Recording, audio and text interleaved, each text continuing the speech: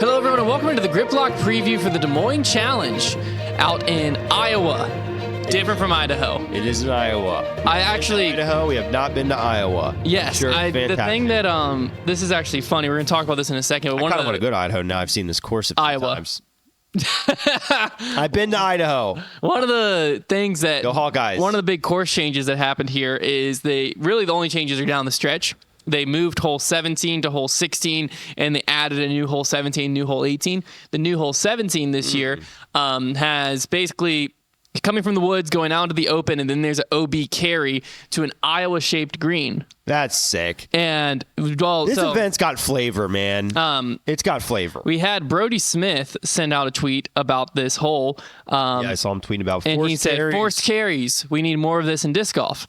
And then Drew Gibson responded back and said, did you hear they're shaping the green like the state of Georgia at Augusta National this year on hole 12?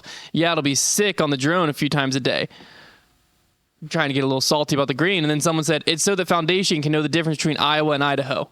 And I said, valid. That's a funny tweet. Because it clicked with me. When I saw hole 17's green, I was like, that's not Idaho. Idaho's long and slender. I've got to say one thing, though.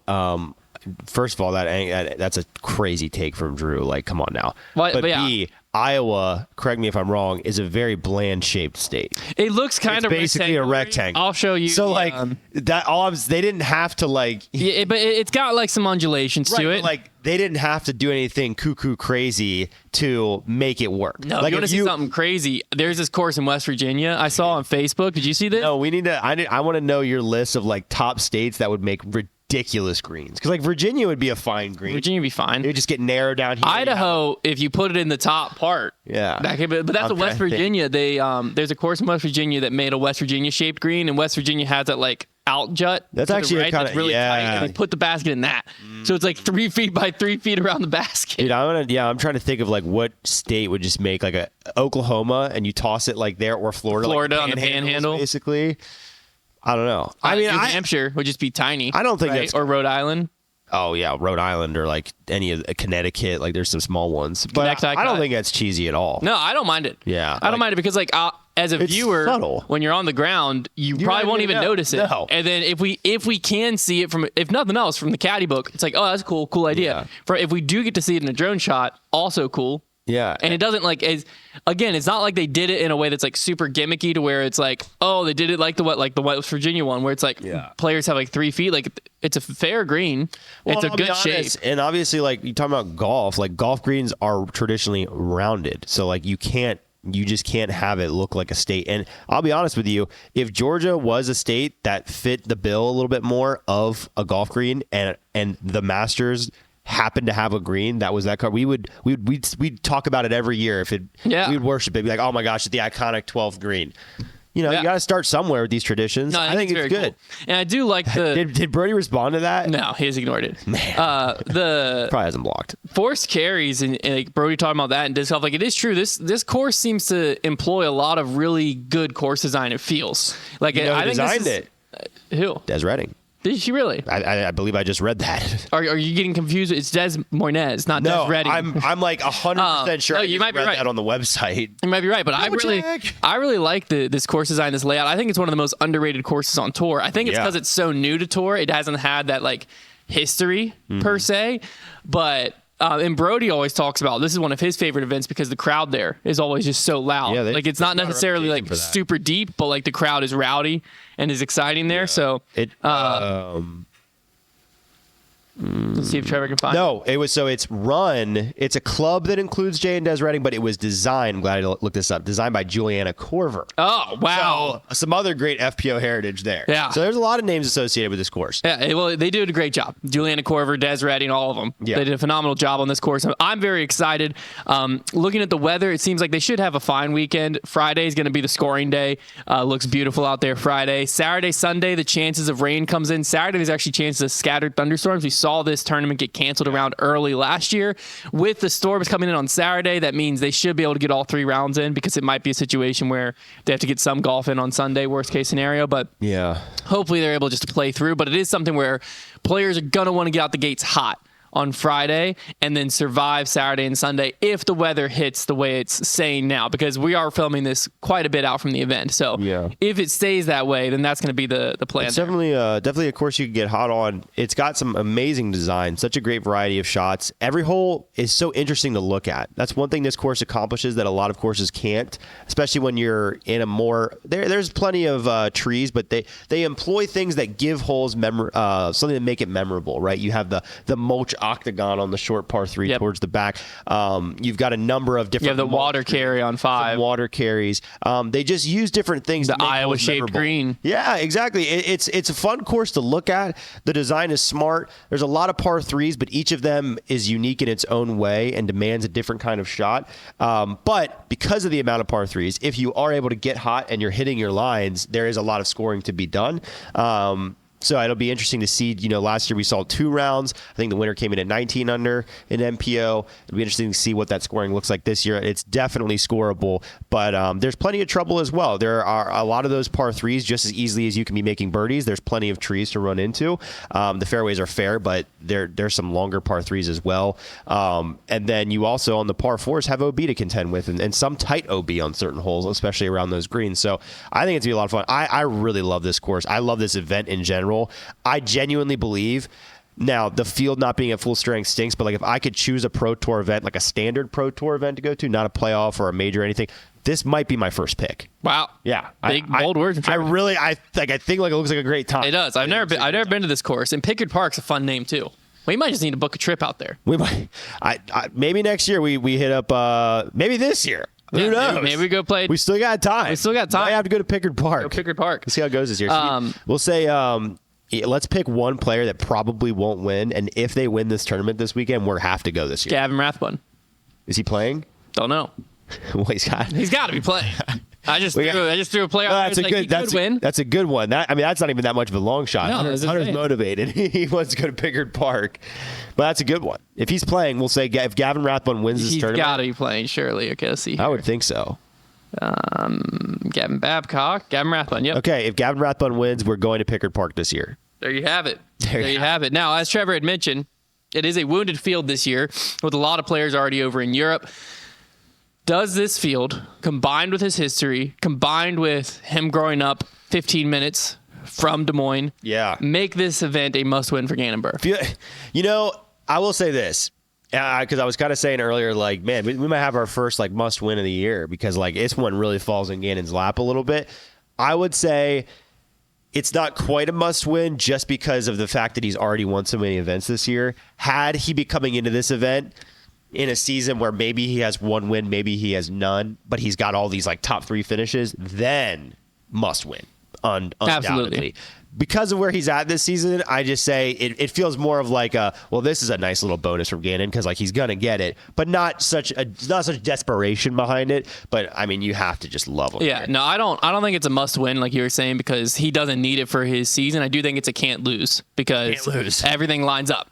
It's lines all up. Everything, all the stars have aligned, and it's just if you were just to start drawing lines from this relation to this relation to this, they all point to Gannon Buhr. This is an event that this should be this could be Gannon's easiest win of the season.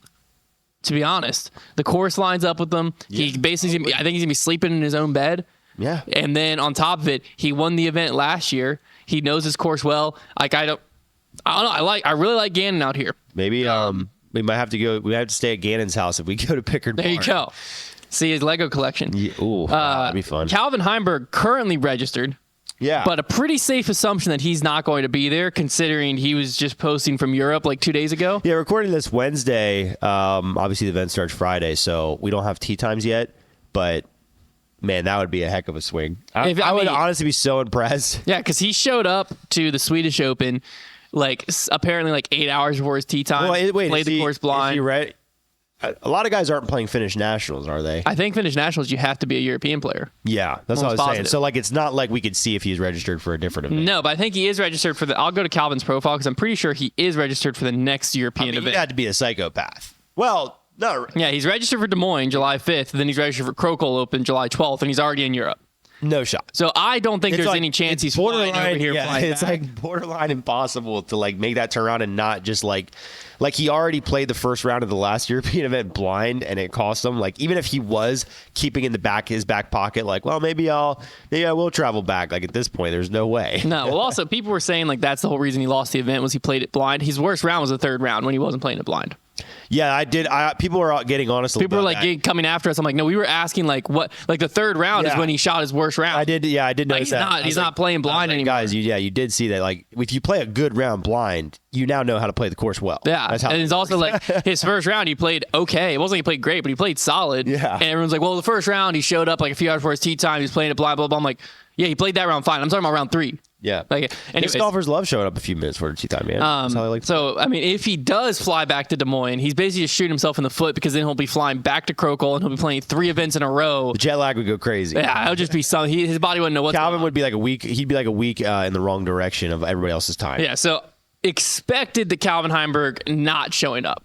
Yeah. If he does, then you know what? He's not going to be in our picks because I'd just be shocked. A player who is showing up, Simon Lizotte, has pretty good history out here. Won this in 2022.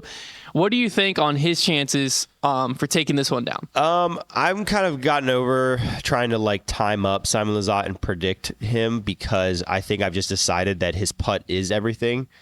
All it took was one trip playing with him to see that like he does just throw the disc really well and his putt is incredibly streaky. It's not that he throws bad putts. Sometimes he's just a little bit off and he's just missing it. You know, when you're spin putter, that's the life. You would know best. I wouldn't know best, but I do know. You would know the best because you've been a spin putter since birth. But with that being said, like, yeah, so of course, as somebody who's won before and a course that works out just fine for him, I'm kind of sold on the idea there's not many courses that don't work out for Simon Lizotte. So if he putts well, he can absolutely win this event. Honestly, when he's putting at his best, I don't really think I don't know that anybody beats him these days. Like it's very tough to beat Simon Lizotte. We've always said that. So I think we'll get a pretty good tell round 1 what it's going to be like. If he comes out putting well, then yeah, look for him to win again. Yeah, I do. I like this course for him because I think if you look like he won Music City this year, he won Music City last year, he's won this event before, and they have a similar vibe in the fact handing out that a music instrument for the trophy. Though. that is true. No music instrument for the trophy, but it's a similar vibe in the fact that like they have a more open general feel, but there are wooded aspects to it. Yeah. There are the longer the holes get, it's almost like the more tight your drive has to be, like the specific landing zones and specific spots. And I think that does play to Simon's advantage because I do think where courses like this, where Simon has an advantage, is he could give himself more birdie looks in the field, which then means he has more chances for his putt, even if it's off, to still be earning them and still And the scoring. distance will help on this course. There's some long par 3s, and there's one that's like 530. It's downhill, but it's long. Yeah. And then a lot of those, anytime you see those par 4s that are coming in that 700 to 800 foot range, you know those top distance throwers are just going to have a much easier time getting up and down, and he's in that category for sure. Yeah, so I like him from that aspect. If I think this course lines up, he's going to be comfortable here, all of that. But you're right. It's just if his putter's off, then it doesn't. None of that matters at the end of the day. Another player that I think is in a similar boat where I think this course could line up well for them is Anthony Barella. Yeah. He's had some success out here. He hasn't won out here, but he's had some solid finishes. Do you think this could be the event that gets him back within the winner's circle? Potentially. I think that last week was, or 2 weeks ago, I guess, was important for him. I said that he needed to get just needed to get back on his feet at an event and just play a solid weekend, not think about having to win and applying that pressure. And he was able to get back in the top 10, have exactly that, just kind of a solid get your feet back under you type event. So I think after that, that's kind of a feeling of relief. Like, okay, I'm still capable. I can still play well. I'm not slipping off of a cliff, like, because it can feel that way when you start spiraling in your season. You know, we get towards the end, you start running out of chances. That can feel a certain way. But I think after that last event, being back in the top 10, he's ready to attack again. He should be dangerous at this course. I would expect another top 10 finish from AB and potentially able to contend here. Yeah, I think he could win at pretty much any course he shows up to, but I think courses like this definitely align more with his game. We'll see how he can play those par 3s. It really That'll be interesting. There's a lot of par 3s. Not everybody's built for just so many par 3s. To me, it comes down to the first round. I think him and Gannon both, like, they have to get out the gates hot. But AB specifically, because I think he almost has to see himself in contention again. Like getting in the top 10, very important, you're right, for his season. But for another win, I think he almost has to see himself like after round one, like, oh, shoot, I'm one off. Yeah. I'm one off the lead, or I have the lead. I think that would be important. So I think regardless of weather, because weather I think also makes round one more important, I think just for mental state and for his confidence level in his game, I do think it's going to be important if he wants to win here for him to do a lot of that winning in round one. So that he can then cruise the rest of the way. But we'll see. I really do like his game for this course, and I do think, the slip is, he can put the slip behind him with a good performance here, or he could just prove he's just an up and down player with another, 25th place finish here. It's just like, okay, that's AB. He's going to be in contention some, and he's not going to be some. So this is a little bit of a storytelling moment for his season here. Any other players that you have your eyes on coming into this event? Yeah, I look at an event with still really talented players, but a wounded field. I look at 3 players in particular that are at the top of my list for need a win now, namely the Robinson brothers, Ezra and Isaac. I think those are the first 2 to look at, and then Kyle Klein as well. I think between those 3, all 3 of them have a really good chance of winning in this event, and we'll be looking to seize this opportunity and gain a little bit of momentum here and finally get over the hump. Yeah, Isaac Robinson had a very solid play last year. He could have won this event and had to win to a 4th or a 3rd round. Yeah. But Kyle Klein was the guy that came to my mind, where I feel like he's definitely, this is a course that suits his game. He could really put himself in contention at Beaver State, but I think he could really take it down here if he just plays well, plays to his game. And this could also be a big one for Ezra Robinson. I don't necessarily think this course fits Ezra Robinson's game per se, but you never know. When the field's weaker, I think it also could bring in a guy like Chris Dickerson into the conversation. He's going to be very interesting to watch. So with the field, and we're saying the field's weaker mainly because you are missing Eagle McMahon, who could do really well out here. Obviously, shoulder injury, question mark. Paul Macbeth, Calvin Heimberg, Ricky Wysocki, James Proctor just won over there. There's enough killers that are gone that it's not like the dogfight for 10th is still going to be the same dogfight. It's the dogfight for the win that got a little easier, in my opinion. There's a few missing pieces. It's still, this win will still be very impressive. Yeah. You're just missing a couple pieces that would certainly be contending here. Yeah. Now on FPO's side, Silva Saran and what she's doing over in Europe is kind of stealing the spotlight. Yeah, a little bit. So which player do you think could benefit the most from getting a win here before heading into what will be a much fuller field in Europe? Yeah, I would say any player not named Missy, Owen, or Holland, because this might be your last chance. Okay. Once the field gets stronger again and you bring Kristen, Evelina, Henna, and now Silva, who's also playing out of her mind right now, into the field, those fringe players that look to steal one are going to have such a hard time doing so. Absolutely. In an FPO field that just doesn't really, you don't see that a ton. So that's my opinion is, those 3 players, Missy, Owen, and Holland, have kind of put in some work and had some success this year already, found their way onto the podium many times and in the winner's circle. Anybody not named those 3 right now that's playing in this event, this is going to be one of their maybe last chances to have an easier time, I should say, getting that win. They are on the roof. So on the roof directly above us. Yeah. So that's a new one. I actually have a different opinion. I think that this is an event that Missy Ganon needs to capitalize on, can benefit the most here, because Missy, realistically, if you look at this, it feels like she's having a very solid season. She is having a good season, but she's in 4th in the Pro Tour standing points, only 10 out of the lead right now at Evelina Salonen. I think a win here, which she has a good history of this course, I think a win here could be very important, just because come July 12th, you reintroduce Kristen Tatar into the field. You reintroduce Evelina Salonen. You reintroduce Henna Blomroos. You reintroduce a red-hot Silva Saran right now, in addition to what she's already facing. Mm-hmm. And it's just, for everyone, like you were saying, it's just going to be that much harder to get a win come literally 8 days from now. Yeah. So for Missy, I like her at this course. She lost to Kristen Tatar last year. Kristen's the back-to-back champ of this event and is not here. I think this is where Missy could really just, go ahead and get another one here. Because at the end of the year, when we're looking back on win counts and stuff, we're not going to fully remember. We'll probably be like, Kristen wasn't there, but that doesn't really factor into it. Like when you're looking at Player of the Year conversation, wins talk. Let's also not forget that Missy's pretty successful at that Tour Championship, and she wants to be as close to having as much of a head start as possible. Absolutely. So I think this is a big one for her. Personally, is she your favorite to take this down? Yeah, I would say so. Just given the history in the field as it is right now. I mean, we've been going to kind of the same 3 players these last few weeks, and yeah, she's probably the top of that list right now. Now, Owen hasn't played this event in the past, but with a win here, she could also look at overtaking that number 1 spot in the Pro Tour standings, being only 3 points behind Evelina Salin. And what do you think of her game lining up with this course? I think it'll line up pretty well. I think the amount of par 3s there are, and at the FPOTs especially, a lot of them aren't super long. I think she'll be able to play those pretty well, and obviously she can always putt. So I think she has pretty good chances here. I'll be curious to see how it works out for her. But I used to think her game wasn't as adaptable anywhere.